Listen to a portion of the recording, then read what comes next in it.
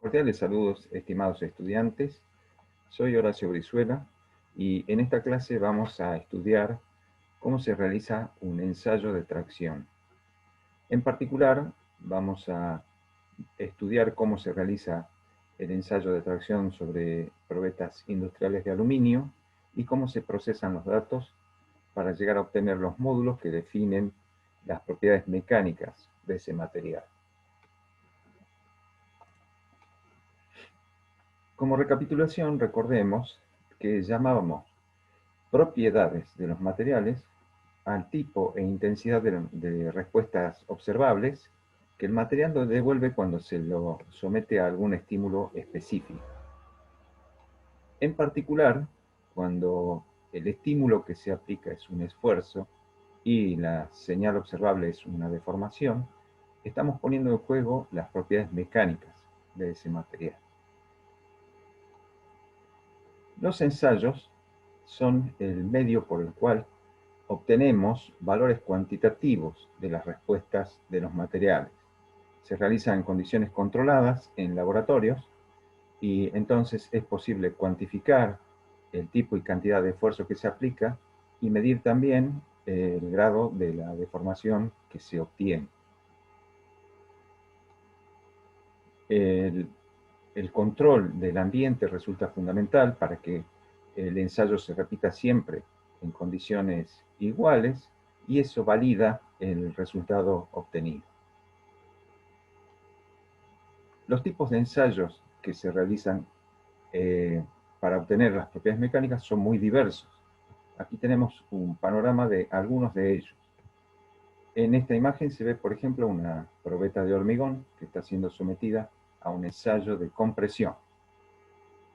Aquí se aprecia una barra de metal que está siendo sometida a un ensayo de torsión, en donde uno de los extremos de la barra se mantiene fijo y el otro se va haciendo girar ángulos conocidos y se determina cuánto torque es necesario para producir ese ángulo de deformación.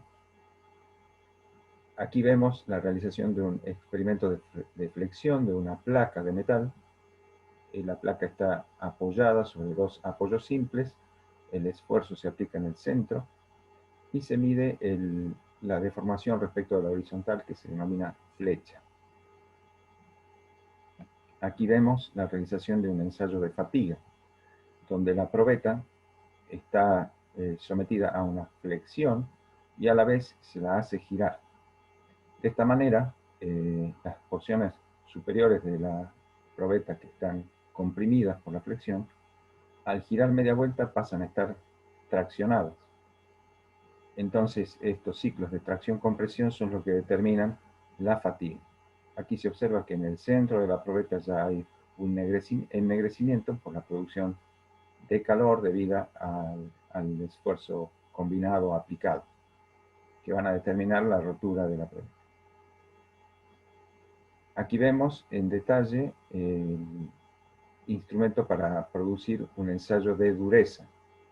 La probeta es esta placa de color claro que se aprecia aquí, y aquí se ve el elemento con el cual se va a producir la huella, aplicando una carga durante un tiempo conocido, y según la geometría del cuerpo que se utilice como sonda para lograr la huella o indentación en la probeta, es que se define el tipo de ensayo.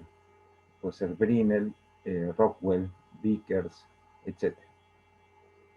Y finalmente aquí hay un detalle de una probeta sometida a un ensayo de tracción con una máquina hidráulica, que luego vamos a ver ampliada, y el dispositivo que está colocado sobre la probeta se denomina extensómetro. Bien, dado el interés que tiene para esta presentación el ensayo de tracción, vamos a ver en detalle dos maneras de realizarlo. Esta máquina que se ve aquí es la que está instalada en el Laboratorio de Ensayo de Materiales de la Facultad de Ciencias Exactas y Tecnología. Lo que se ve es un módulo que contiene un equipo hidráulico que genera la presión hidráulica que se convierte en la fuerza que se aplica a la probeta. El módulo principal presenta un indicador analógico donde se puede leer en todo momento la carga en toneladas que se está aplicando, las perillas de control, y aunque aquí no queda visible, está montada la probeta con el extensómetro, que es el instrumento que mide el estiramiento que sufre la probeta. La información de la carga aplicada y del estiramiento van a una interfaz que conecta con una PC que registra en tiempo real la información que se va obteniendo y puede presentar en pantalla el desarrollo del ensayo. En este diagrama vemos el principio de funcionamiento, que es muy sencillo.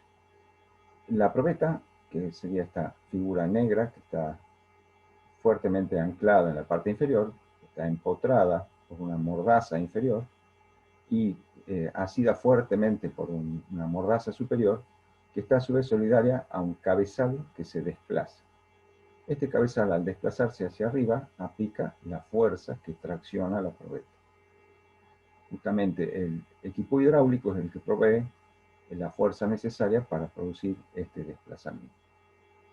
Sobre la región central de la probeta se monta el dispositivo que se llama extensómetro, que es un dispositivo electromecánico, porque cuanto convierte la señal mecánica de deformación que se detecta entre los dos puntos de anclaje en una señal eléctrica que va a través de la interfaz a la computadora de registro.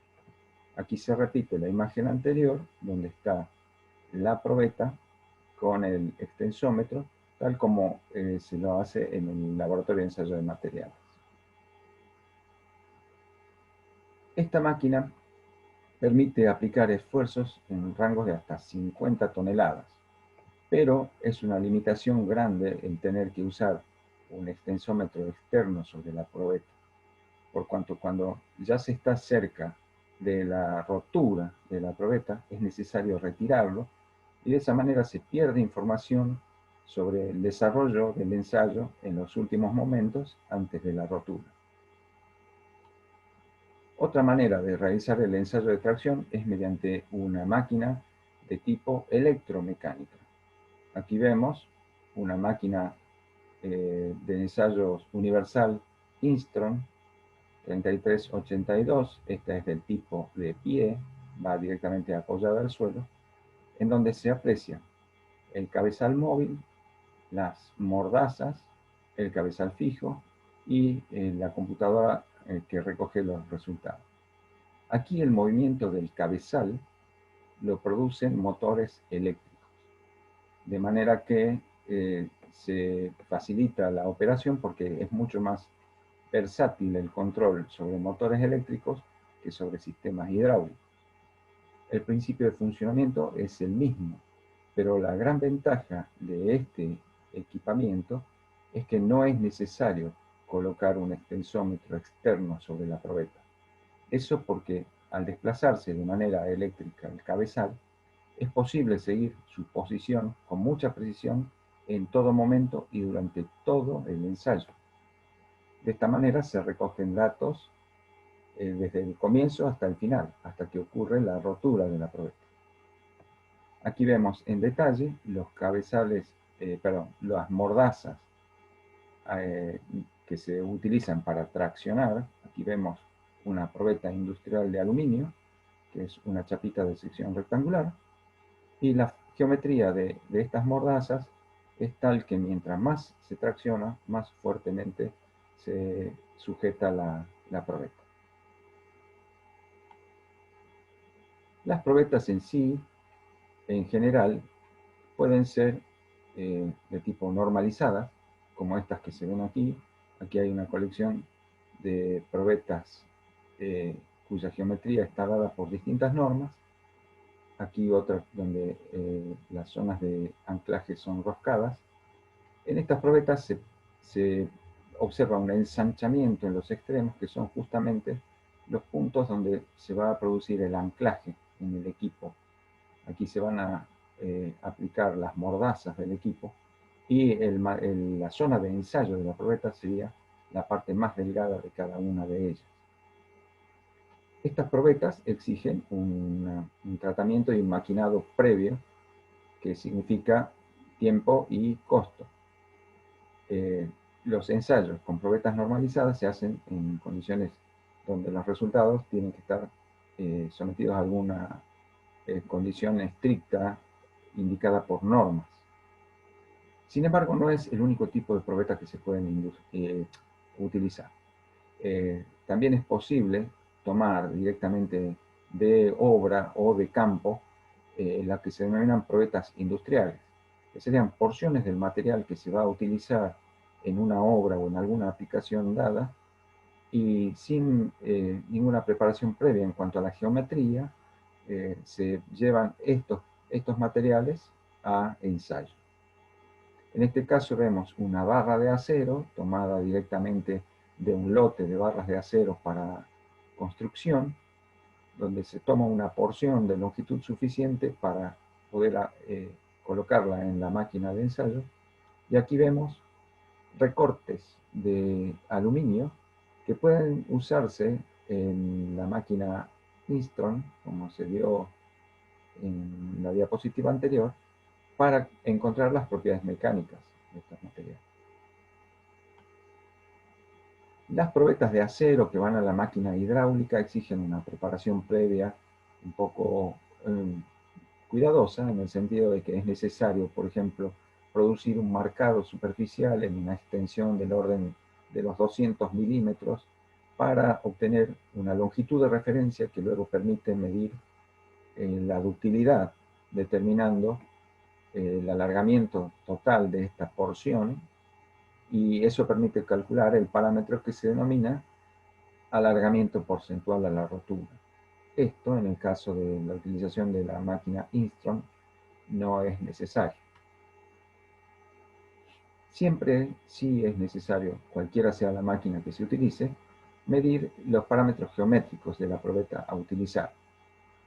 En este gráfico estamos viendo probetas de sección circular, aunque en particular en el ensayo que veremos se empleará una probeta de sección rectangular.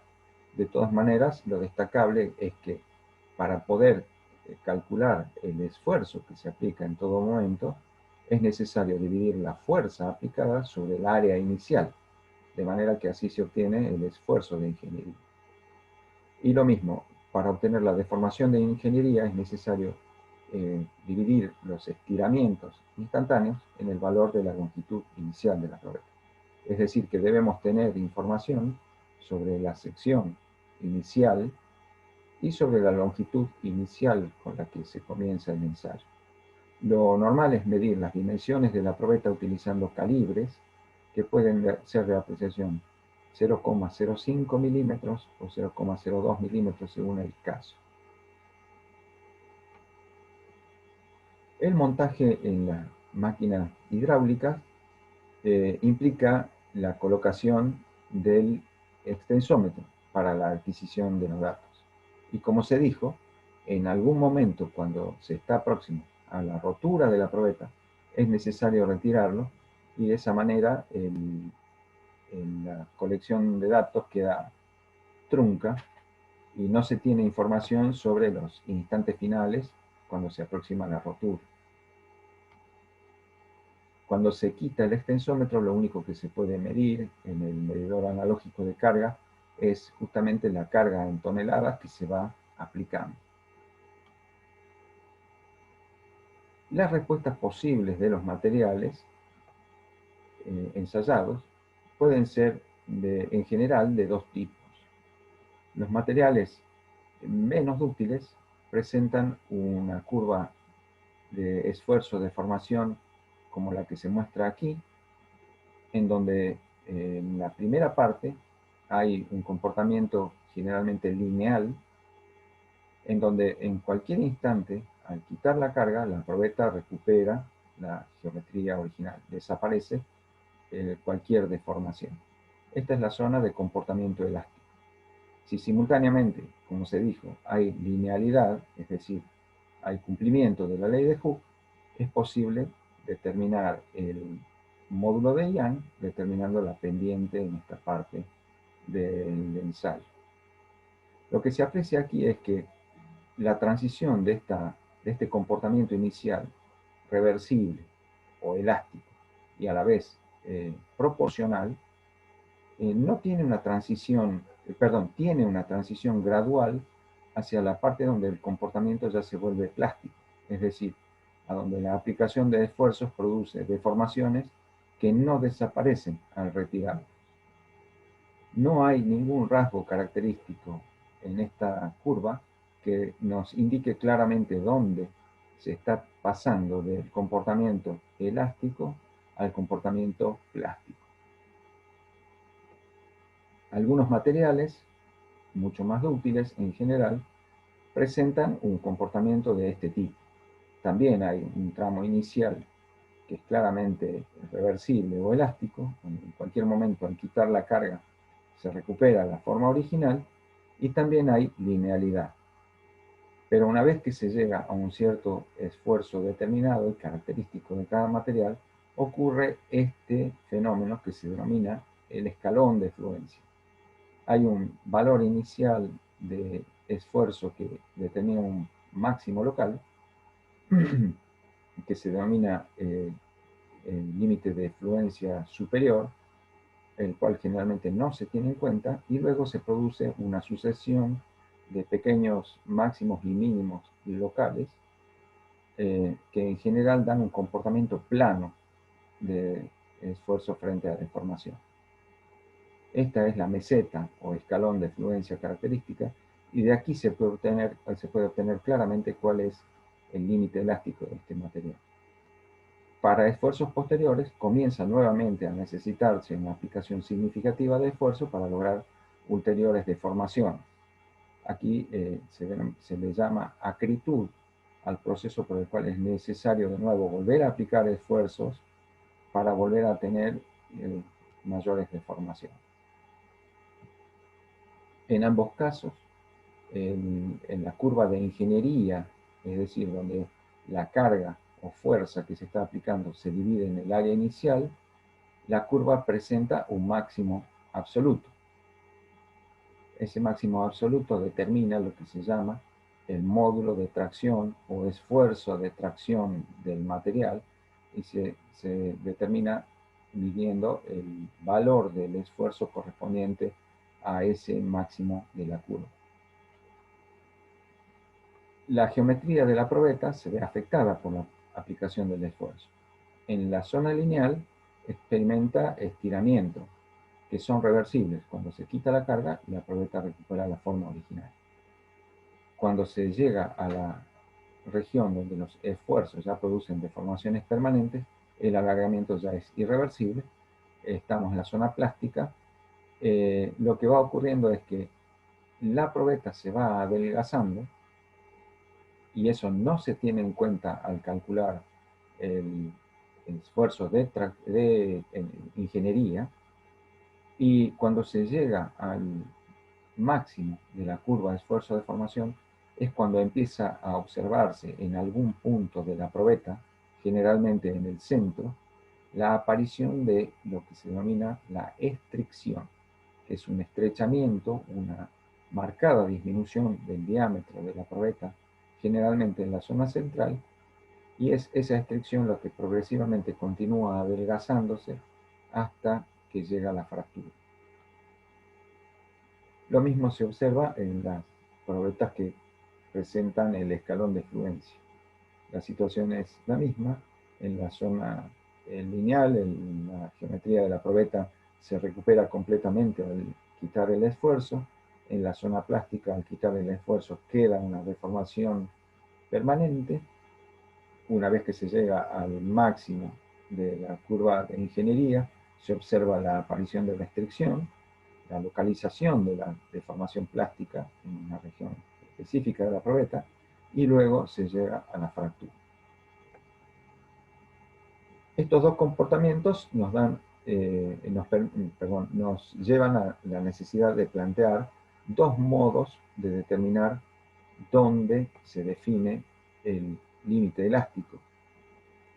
En las probetas dúctiles, donde ocurre el escalón de fluencia, es justamente ese rasgo de la curva lo que nos permite definir el límite elástico. En este caso se puede llamar con toda propiedad el esfuerzo de fluencia. Ese esfuerzo de fluencia se define como el valor medio de todas las fluctuaciones de esfuerzo que ocurren mientras se está produciendo el escalón. Como es una sucesión de máximos y mínimos locales, lo que se hace es promediar el valor del esfuerzo en este intervalo y ese se considera el esfuerzo de fluencia, el límite elástico de estos materiales. Cuando la transición de régimen elástico a régimen puramente plástico es gradual, lo que se hace es aplicar un criterio de ingeniería que consiste en tomar algún valor arbitrario de deformación, que empíricamente se encontró que el 0,2% es un valor muy adecuado para la mayoría de los metales, y por ese punto se traza una recta paralela al tramo inicial de la curva, es decir, esta recta tiene una pendiente igual al módulo de Young de la probeta, y se prolonga esta recta hasta que se intersecta a la curva en algún punto. La ordenada del punto de corte entre esta recta y la curva de esfuerzo de formación determina el límite elástico de ingeniería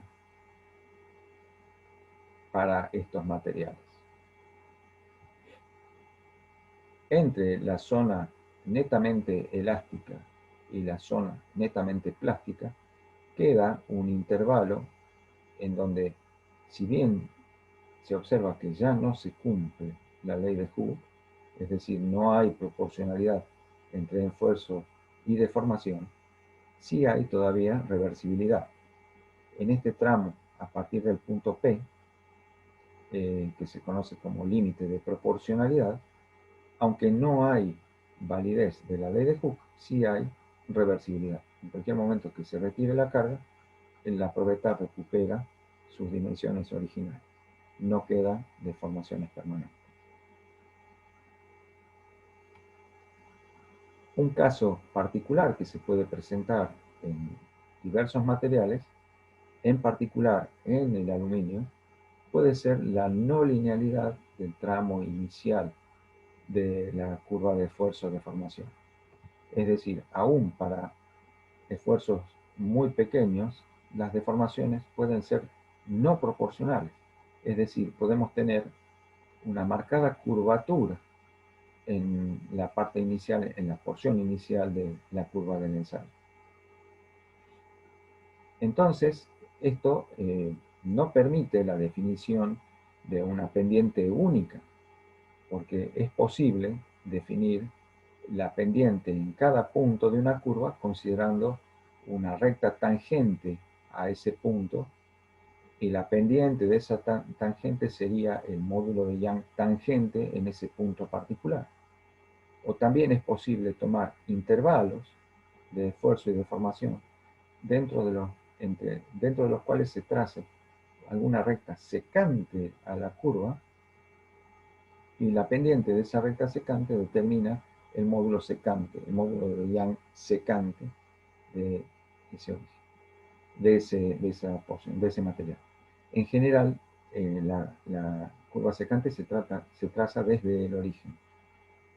Eh, el valor del esfuerzo para trazar la secante o el valor del esfuerzo donde se traza la tangente dependerán de algunos criterios que tienen que ver con el material en sí y con el resultado que se cuantifique.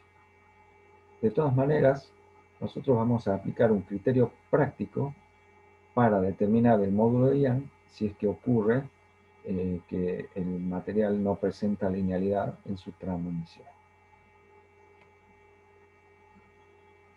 Aquí en estas figuras apreciamos la estricción en probetas cilíndricas de acero que fueron sometidas a fracción hasta la fractura. Se observa que son dos porciones de la probeta que han sido vueltas a unir.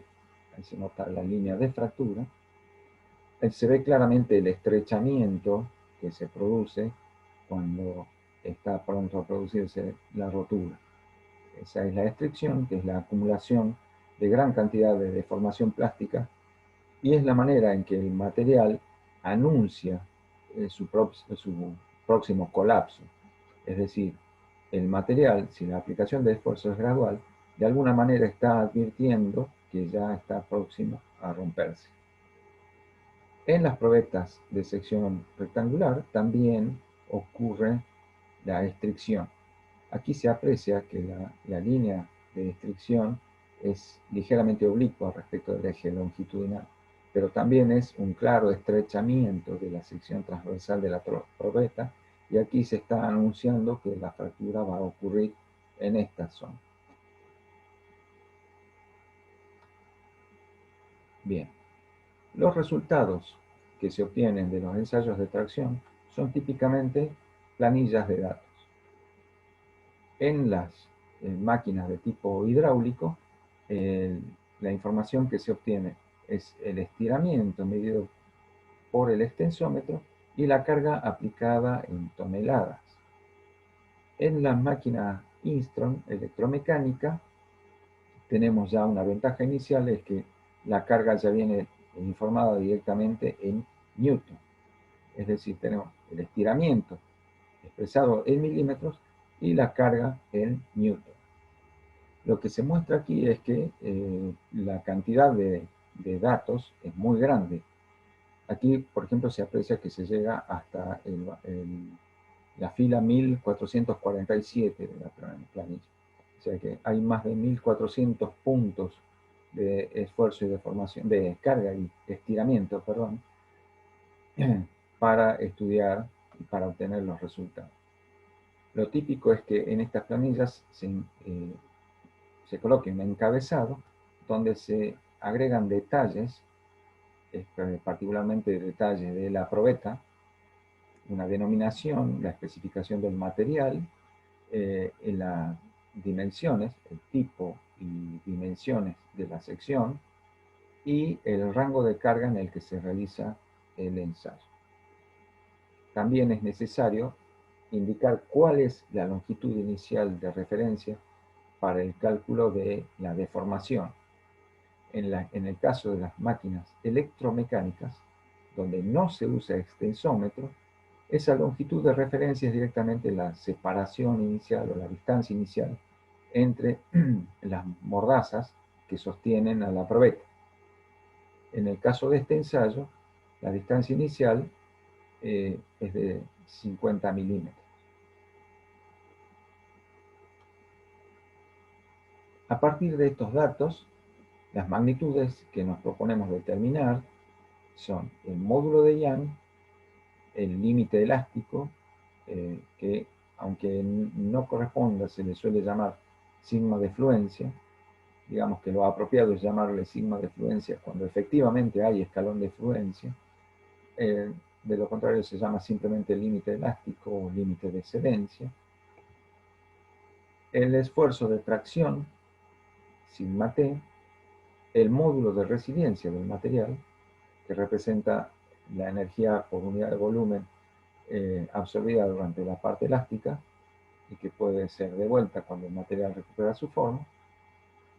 La ductilidad, que en este caso será cuantificada mediante el alargamiento porcentual a la fractura o a la rotura. Y para ello debemos procesar los datos de estiramiento en milímetros y carga en newton que vienen dados en las planillas.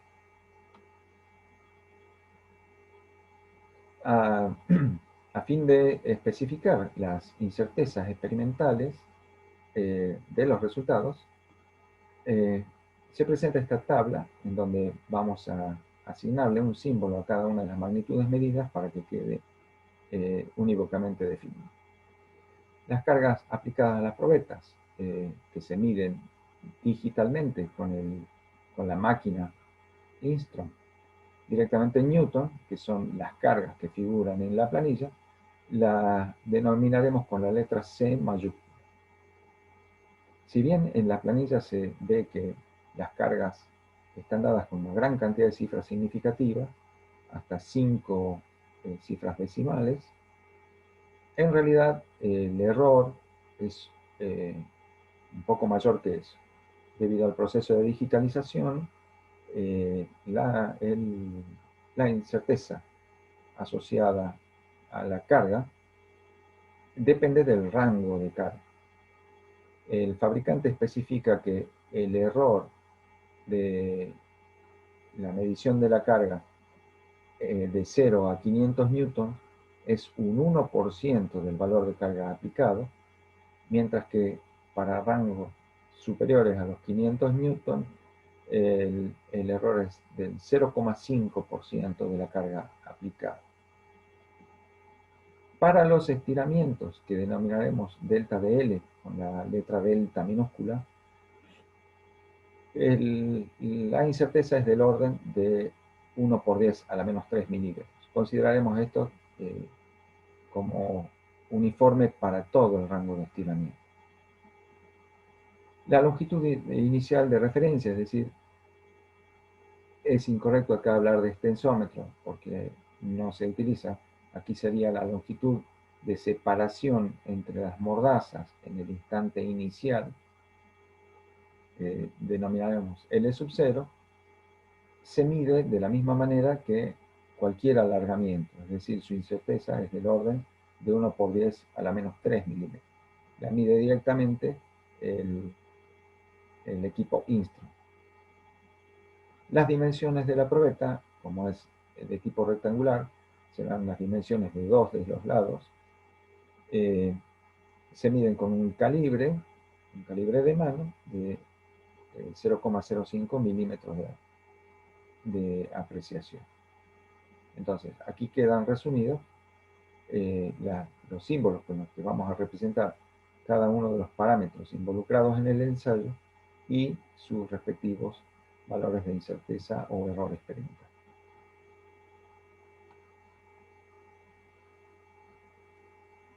Antes de observar cómo procesaremos los datos, recomendamos crear en la planilla de datos una columna en donde se especifiquen los errores de la carga.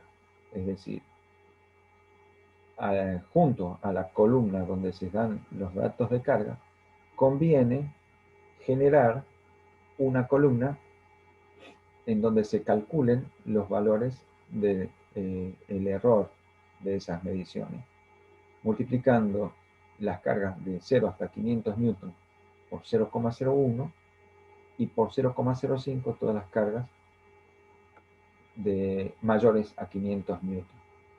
Hay que recordar que hay cargas menores a 500 newtons en el tramo inicial de la curva y en el tramo final de la curva, porque vamos a estar registrando un diagrama de ingeniería, en donde el esfuerzo de ingeniería aparentemente disminuye cuando la probeta se acerca a la rotura. Entonces, a la hora de generar la columna donde se especifiquen los valores de los errores de la carga, hay que tener cuidado de hacerlo con el 0,01 de la carga en el tramo inicial para valores menores de 500 newtons y lo mismo para el tramo final. Ahora sí, para transformar la carga en newton en esfuerzo en pascal, se debe dividir en el área inicial, que en este caso es igual al producto de las dimensiones de los lados, que es conveniente convertirlos a metros a fin de que el cociente de carga en newton sobre área en metros cuadrados dé directamente el esfuerzo en pascal. La propagación para obtener el error del esfuerzo calculado de esta manera es inmediata, es una de las formas más sencillas de calcular de manera indirecta una magnitud, entonces la propagación del error no presenta dificultad. Igualmente, para la definición de la deformación unitaria, se deben dividir los estiramientos registrados en milímetros por la longitud inicial de referencia, que es la separación inicial de las mordazas, que es de 50 milímetros. Entonces, la propagación del error de epsilon tampoco presenta mayores dificultades. Recordemos que el error de la carga depende del rango de carga. Hay errores para cargas menores a 500 newton y para valores mayores a 500 newton, y por eso se recomendó calcular estos errores en la planilla de datos.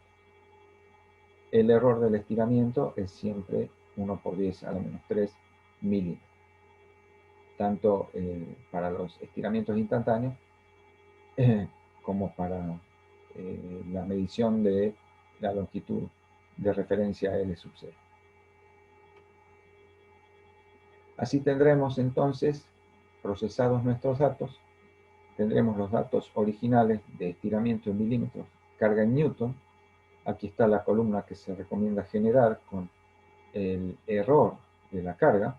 Recordemos, 1% para valores inferiores a 500 newton y 0,5% para valores mayores a 500 newton.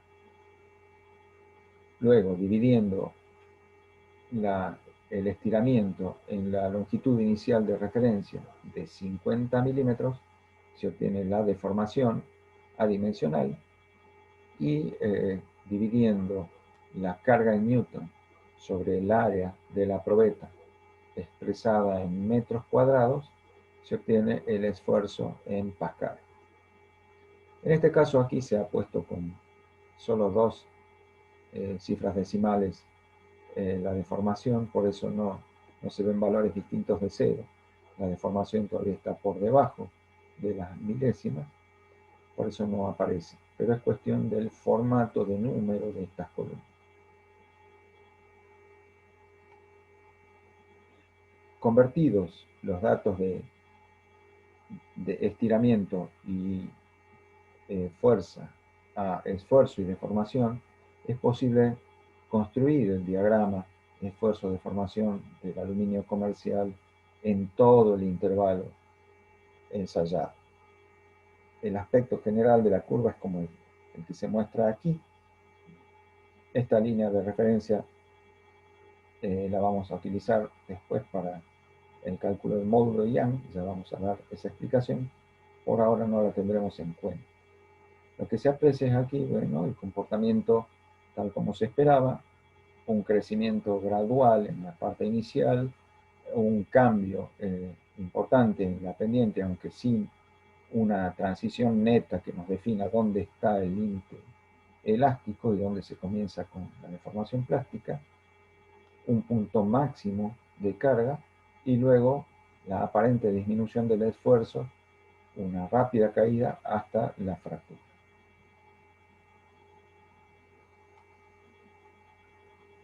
En la determinación del módulo inicial de Young, se observa que en el tramo inicial no hay linealidad. Aquí hay una ampliación y aunque hay un intento de nuestro ojo por apreciar alguna recta, se ve en general que hay una curvatura que no permite definir una pendiente única. Entonces, lo que haremos será adoptar el criterio de calcular un módulo de Young secante, según lo que se vio. Aquí viene en nuestra ayuda esta recta que se puede dibujar una vez que se tiene la curva de esfuerzo de deformación en todo el intervalo. Mediante la herramienta de dibujo de la planilla de cálculo, se puede dibujar esa recta y de esa manera ayudar a nuestro ojo para determinar en qué porción de la curva tenemos aproximadamente una posibilidad de encontrar una recta secante que represente mejor ese tramo de valores. Con la ayuda de esta recta podemos definir entonces hasta qué valor tomaremos. Aquí parece rondar el valor 1 por 10 a la 8 pascales, el intervalo razonable para hacer el cálculo del módulo de Young. Entonces, una vez que uno elige la porción o tramo inicial en el cual se calculará el módulo de Young, lo que se hace es simplemente hacer un ajuste lineal. Al hacerlo con el propio software de cálculo, la recta resultante no va a pasar por el origen. Eso no nos debe preocupar porque lo que nos interesa es la pendiente promedio, es decir, al trazar la secante en este intervalo, lo que obtendremos será una suerte de pendiente promedio, que adoptaremos como el módulo de Young secante del material. Lo que sí se recomienda, es realizar el cálculo estadístico del error que tiene la determinación de esa pendiente, para lo cual se dan indicaciones en el material de texto que acompaña a este video. Para la determinación del límite elástico, visto que la probeta no presenta escalón de fluencia, es necesario apelar al criterio del 0,2%. Aquí hay un error, esto debiera ser el 0,2%. Bien, ese criterio consiste en, como se dijo, por el punto de abscisa 0,002 y 0, se hace pasar una recta dependiente igual al módulo de Young. La ecuación de esa recta se escribe de esta forma. Conocido ya el módulo de Young secante por el procedimiento anterior, se pone ese valor en donde aparece aquí y se toman valores de epsilon en un rango suficientemente grande como para que se pueda trazar la recta hasta que intersecte a la curva.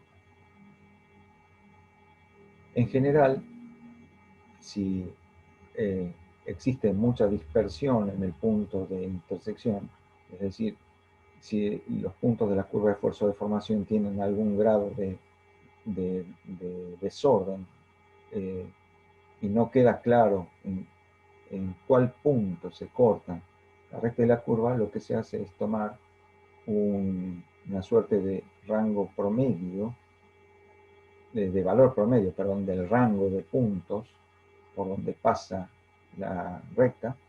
Esta recta no tiene error porque se las construye de forma matemática. Entonces, esta recta no tiene error, pero sí puede haber dispersión en los puntos. Aquí estamos mostrando una curva de esfuerzo de formación de una probeta de acero, pero en el caso del ensayo del aluminio también ocurre esto. La curva de esfuerzo de formación es suficientemente plana, clara, no tiene dispersión, y es posible encontrar un único punto donde se cortan la recta con la curva. Entonces lo que debemos hacer es determinar cuál es la ordenada de ese punto de intersección, lo cual se puede lograr simplemente aproximando el cursor en el gráfico al punto donde se produce la intersección, y en una etiqueta aparecen los valores de formación y esfuerzo, y ahí se obtiene el valor del esfuerzo que representa el límite elástico. No debemos olvidar que los esfuerzos se han calculado como el cociente de la carga sobre el área, entonces se debe acotar ese esfuerzo con el valor correspondiente tomado de la columna de los errores de carga que hemos generado. Para la determinación del módulo de resiliencia no hay mayores complicaciones. Una vez que ya está definido el límite elástico por el criterio anterior, el módulo de resiliencia se calcula mediante esta ecuación, haciendo la aproximación de la porción inicial de la recta con un triángulo. Entonces ya se conocen el límite elástico y el módulo de Young, entonces este cálculo es inmediato. Lo mismo la propagación no reviste dificultades, está dentro de lo conocido, de los casos que se estudiaron en laboratorio. El módulo de tracción se determina a partir de la carga máxima aplicada que está registrada en la planilla de datos experimentales. Es cuestión de ubicar cuál es ese valor máximo, le llamamos C sub m aquí en particular. Entonces, el sigma de tracción será, como todos los esfuerzos, el cociente entre esa carga máxima y el área inicial de la probeta. Y la cota del error de esa determinación se hace con la propagación, donde este será el valor del error de la carga que le corresponderá a este dato, teniendo en cuenta si está en el rango de más de 500 newton o de menos de 500 newton. Finalmente, la determinación de la ductilidad se hará solamente por el criterio del alargamiento porcentual en la rotura, en donde el cálculo es directo si determinamos cuál es el estiramiento máximo que alcanzó la probeta en el punto en que ya se rompió.